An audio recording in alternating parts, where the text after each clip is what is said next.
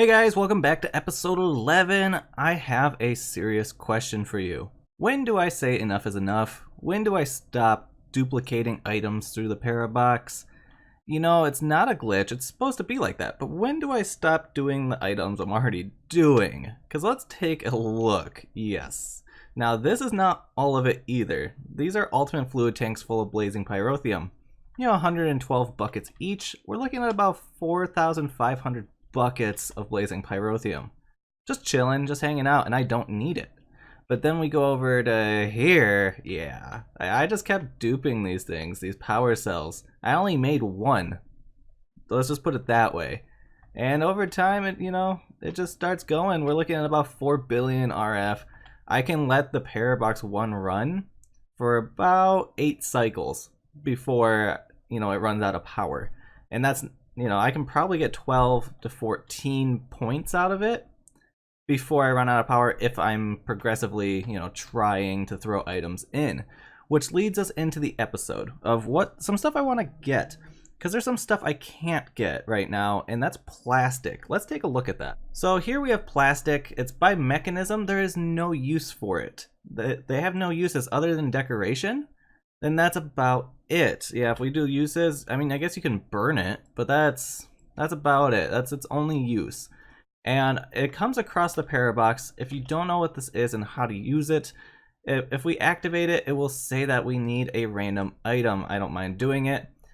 So right now it says that we need an andesite cauldron. If I were to throw an andesite cauldron into this hopper, it would reduce that timer by 1 minute, which is really nice because if you can just do it really quickly, that's why I have this crafting terminal here. I have a lot of items in here, so I can just chuck them in usually or make it right away. So which is really nice, but I always get stuck on that plastic because then I have to wait for it to tick over its 10 minutes, and it's not really fun just to wait 10 minutes because there's nothing you can do during that period of time. So how do we go ahead and do this? So if we look, we have a bunch of different colors, but the base is these HDPE sheets, and those are by the pellets, and pellets are made in the PRC machine, which, it's putting a substrate in, gets us that, but we have to put it in with oxygen and liquid ethylene. That produces a little bit of oxygen too, which is nice. And to get the substrate is not too hard. We either can put substrate in and get more substrate using ethylene and water, or we can use biofuel to get, or 2 biofuel to get 1 substrate using hydrogen and water, which is not bad. And that comes with a byproduct of ethylene, which would be nice to do if we did it this way. It's a little more costly. 1 to 8, that's an easy trade, right? But we get ethylene out of it. And if we look, we need liquid ethylene to do the substrate to the HDPE pellet. And that's done in. On second hand, I'm not even going to try to pronounce that. I was out there for like 20 seconds, 30 seconds trying to figure out how to say that. This machine, we put ethylene in, it gives us liquid ethylene. Not really sure why I have to put I guess it's turning a gas into a liquid. So then we have to pump it into another PRC machine, and with a little bit of oxygen gives us our pellet. Yes, this is going to be a fun process. I'm not really sure how I'm going to go about it exactly quite yet, but that's one thing that's on our list for today. The other is this more s'mores double s'more ingot. It is pretty grand. It gives us a ton of hunger. Sitting at 10 hunger haunches and 48 saturation. This thing's amazing, right? It's a grand food. It's another one of those ones that's a huge process to get, right? So, it doesn't look too bad, right? You need a regular s'mores, and really it's just 2 s'mores put together. And that's not like too bad. It's not like we're making, compressed sugarcane blocks over here, which is ridiculous. But to get the graham cracker, we're looking at flour in our pulverizer, which is not bad. Two flour gets us a graham cracker. In 1 flour is 1 wheat, so that's not too bad, right? That's the easy one. Now we're looking at chocolate. Now this is milk chocolate, which is important because if we look at this, we can go into our salt mixer, which is a molten dark chocolate and milk. Molten dark chocolate is molten unsweetened chocolate with molten sugar. Molten sugar is not too bad, it's literally just sugar melted down. The molten unsweetened is chocolate liqueur and cocoa butter. Cocoa butter is not terrible either because we're looking at ground cocoa nibs, which I already made, and that's just roasting cocoa beans. Well, first you have to roast cocoa beans to get the roasted cocoa beans. Then you'd ground them up in the manufactory to ground cocoa nibs and put those together with the little cocoa butter. And then putting this in a fluid extractor gives us a little cocoa solid and some cocoa butter. So there's that line. And if we go back to the chocolate liqueur, that's part of putting these cocoa ground nibs in a melter, gives us a chocolate liqueur. Yes, so that's the line for chocolate. That's all in nuclear craft. So, I mean, we have the ability to make these machines. It's literally just making them automated so that we can produce quite a bit. And honestly, we don't need too much just to make the one, but I mean, this is a grand food source. It would be amazing if I could just make a stack of 64, or at least a few, because then I can dupe them with the parabox, and that's not too bad. Yes, I understand that was a lot of talking. I'm sorry. So let's get into doing some stuff. I know that you just don't want to hear about the plans. You want to see me doing the stuff in action. So let's get to it, shall we? Let's start with doing the plastic. I think the plastic is the most important one. The other ones are achievements. So I'm not really too concerned with those. If I go ahead and get plastic, I can get way more points and make it go a lot faster, especially if I have a nice automated system with it. So to do so, I already went ahead and made a PRC machine. Let's go take a look at that thing. I made one of them, and I made 2 gas tanks, and I duped them a few times. So I have 4 of them and a few basic gas tanks. I'm not sure what is needed. I've never done this before, so it's a learning process. So let's get into it, shall we? Okay guys, so I cleared out a decent area right here, right? So this is where all of our furnaces were. So I took all that out. I want to go ahead and turn our energized furnaces over here, or energized smelter, sorry, into like their factory version so they're quicker, whatnot. That's something I'll do off camera. That's not something that's super interesting. But that's where I'm going to be putting the PRC machines and all this setup. I think this should be enough room. If not, we can create another spot. As you see, we have so much open space to play with. So, you know, space is not my concern. I want to go ahead and start out with these ultimate pressurized tubes. Again, I've never used them, but I figured why not go all the way. I have plenty of atomic alloy. I have plenty of pretty much everything. Probably the only thing I'm lacking is these enriched alloys, and that's easy to get, right?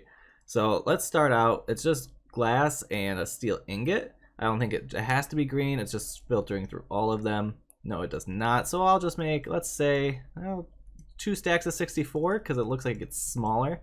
And you never know. I'd rather have too many than not enough. And then I also decided it may as well go up to the ultimate gas tank. Again, I have plenty of it. I duped a bunch of these atomic alloys and all their subsequent features. I went ahead and made a bunch of those, you know, during the process of the parabox, because why not? I was just bored and decided that would be good. So this will do us well. We'll need 512 buckets worth of gas, but hey, or is it a bucket? Not 100% on that one, but let's start looking into it.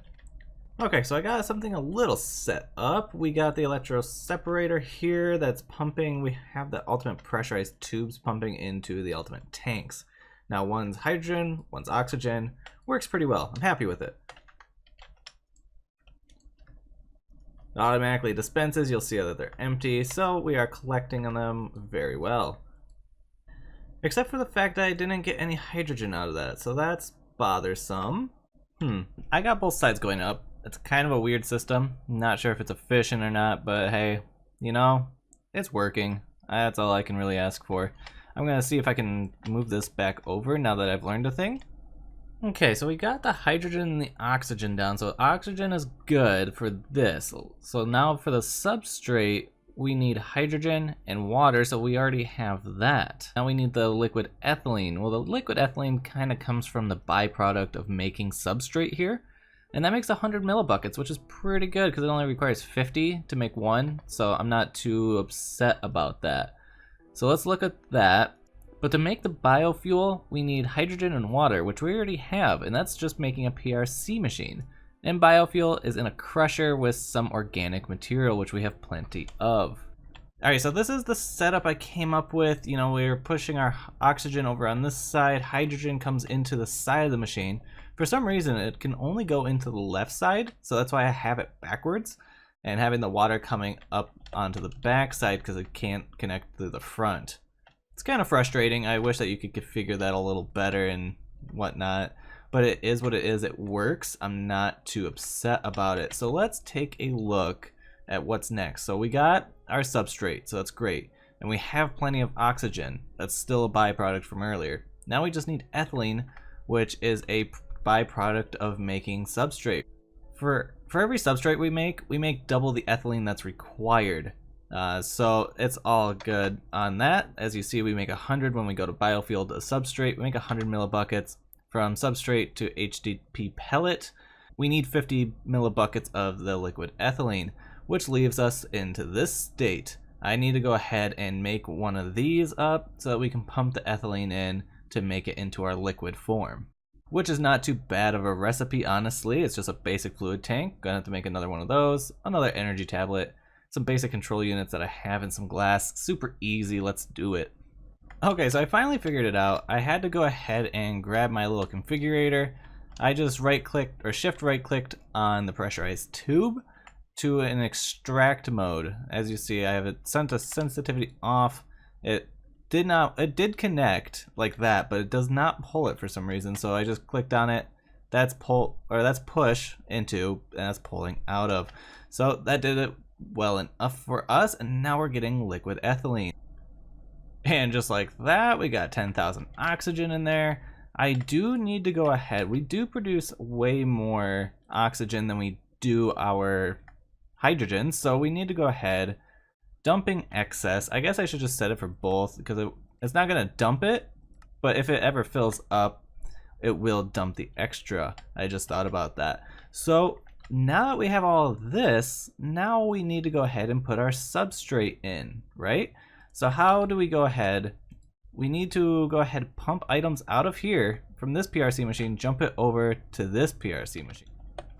And that's how I'm gonna do this, I guess. I'm doing some item ducts going all the way. I'm extracting it out of the face. I was gonna do it at the back, but we do need to put water in at some point, right? Let's go ahead and get rid of that. That uses a crescent hammer to do that. Oops, did not want to turn that. So this should always be filled with water, and all of our items should now be put into here. And just like so, with a little bit of power, we have HDPE pellets. It's so great. Oh my goodness, that was a lot. Look at that setup. I don't know if this is as efficient as it can be, but for a mod I've never played with, I'm pretty impressed with myself. Especially with the past couple episodes that I've had, I am taking this as a win. It's pretty great. I'm excited about it, guys. I hope that you enjoyed this as well. I think it looks really good, honestly. I'm just gonna keep tooting my own horn about it because, yeah, I'm just really happy that it works. And so now what I can do is just collect a bunch of these HDPE pellets now and then take them with me and just duplicate them, honestly, because I don't need that many. If we look at plastic, it's not too hard to get. Now, to get the sheets, I need 8 per sheet.